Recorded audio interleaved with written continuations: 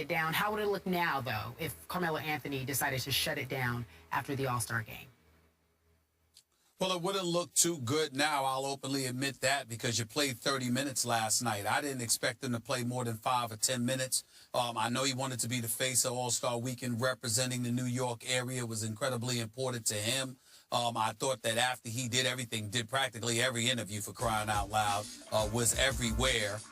You just expected him to, once game time rolled around, to play about 5 or 10 minutes and then call it an evening. But he played 30 minutes. He launched 20 shots or so.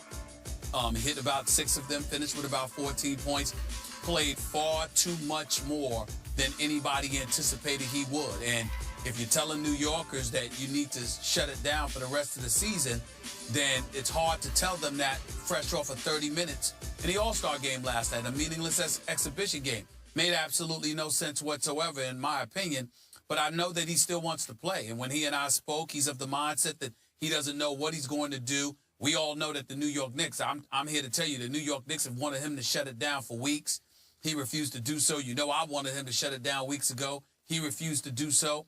All-Star festivities meant that much to him. With the Knicks 10-43, he really doesn't need to jeopardize himself, do anything.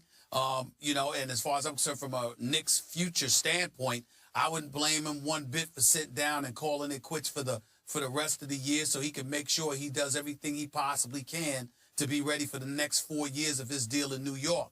The problem is that's pretty hard to sell when you just elected to play 30 minutes of meaningless basketball. If you elect to do that, how are you going to sit down for what some would term anyway meaningful basketball, because the regular season resumes Thursday night?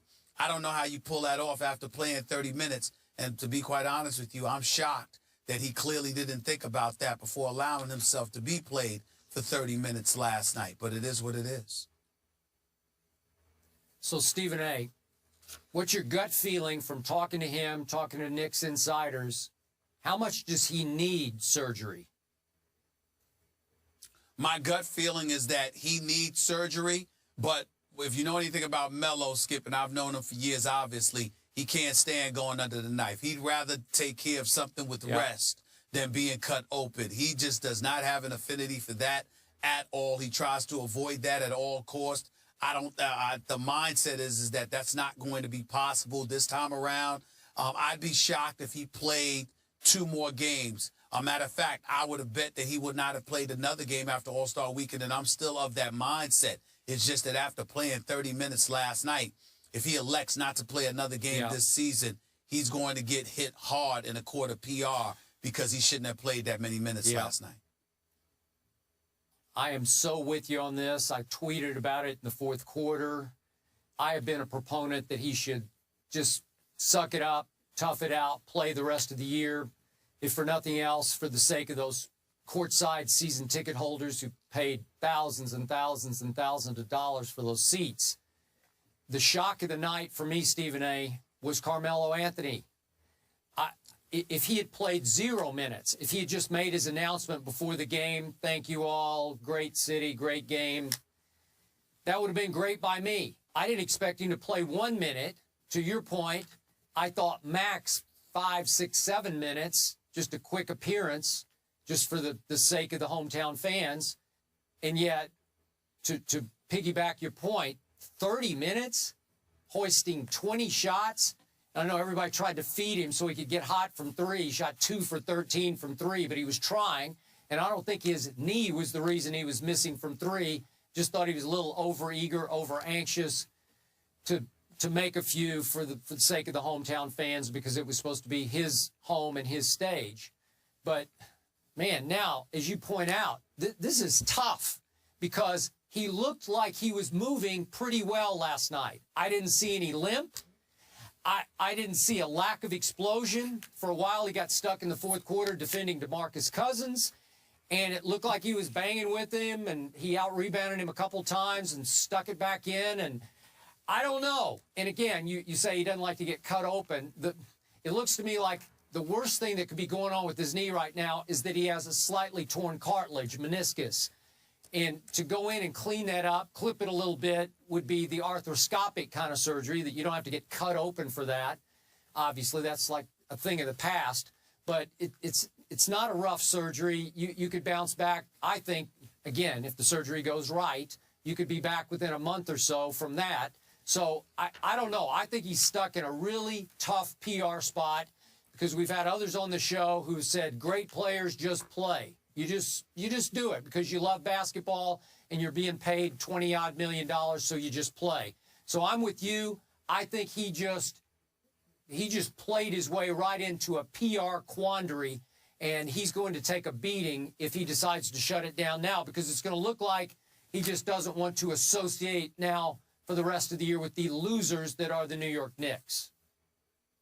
Well, in fairness to him, the New York Knicks wanted him to sit out weeks ago, for what I'm told, and he refused to do it. I mean, you know what my position has been on all of this. He refused to do it. And even then, everybody was speculating about him shutting it down, but it wasn't until a few days before the All-Star weekend that he said he was considering it because he had re-aggravated that left knee of his. But he has been resistant to sitting down all year long. And so I got to give him credit for that. It's not something he appears to want to do. It's just that if you know that the likelihood is that you're going to call it quits for the season because of the soreness that continues to linger, how do you allow yourself to play 30 minutes in a meaningless All-Star game? You just don't do that.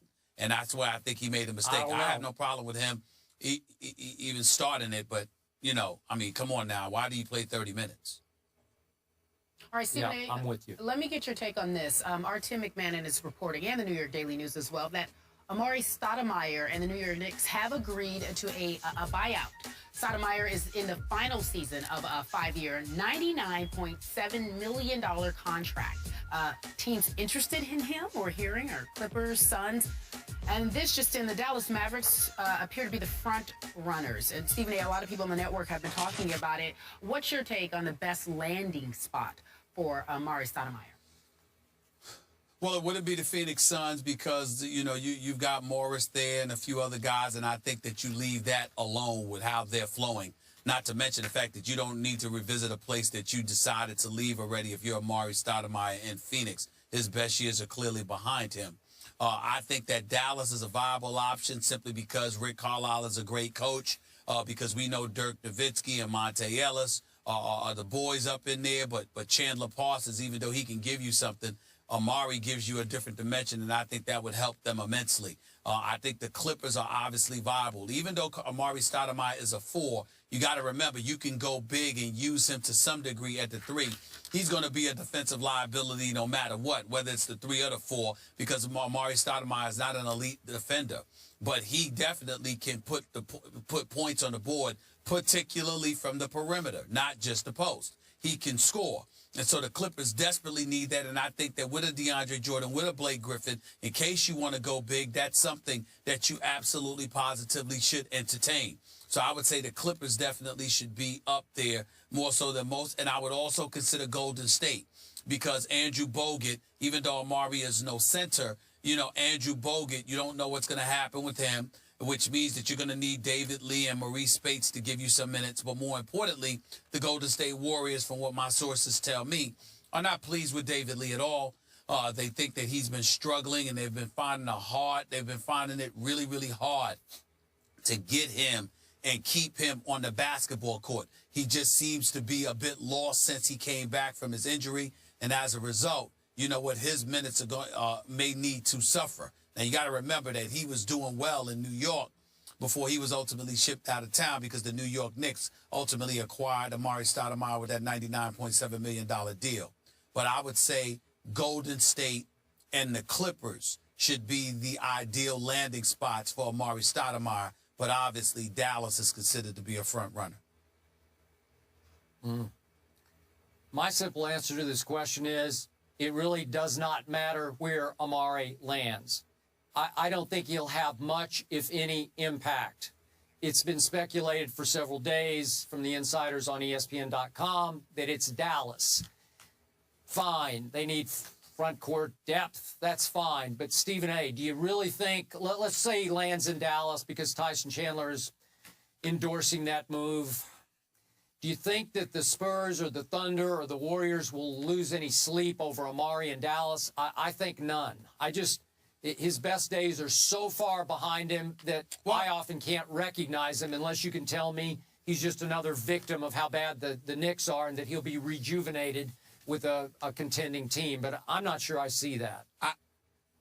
I think you're making a mistake thinking like that because you're forgetting that basketball is a team sport, and it's the quality of personnel that you have alongside you that can help you flourish. A perfect example is how J.R. Smith looks. You saw how he was looking in New York. You see how he looks in Cleveland with LeBron James right now? It's a different ball game. You have to take into consideration, Skip, that if you talk about Amari, let's say, for example, even though he's no 3, for example, he's no small forward, he can score like a as well as in the post. Plus, he can spell for you at the 4 or even a 5 spot if you decide to go small.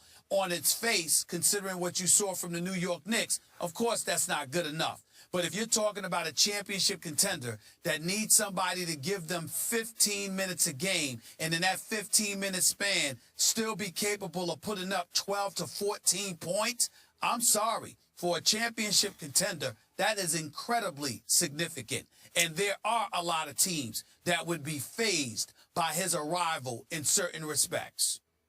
Cleveland, the Clippers or Golden State or Dallas. Okay, I hear you. But J.R. Smith hasn't had microfracture surgery on his knee the way Amari did. And I thought Amari never quite came back. He can take all the red wine baths that he wants to take. I just don't think it'll rejuvenate him in Dallas or with the Clippers or Golden State. You're right. You're right for 30 or 40 minutes. But for 15 minutes, 18 minutes, Skip, he can do some things for you in that span. Carmelo Anthony says it was hard for him to believe that Stoudemire was leaving. He said one of the main reasons he actually came to New York was because of him. But if he wants to go and play for a contender, he wishes him well. Once Amari clears waivers, which should be Wednesday, we expect to announce which team he'll play for. Coming up next, Stephen A., did you see Floyd Mayweather at the All-Star events? Yes, I did. Okay, well, we're going to talk about the interview that he gave in just a few moments. Are we close to a deal? The mega fight happening or not? That story after the break.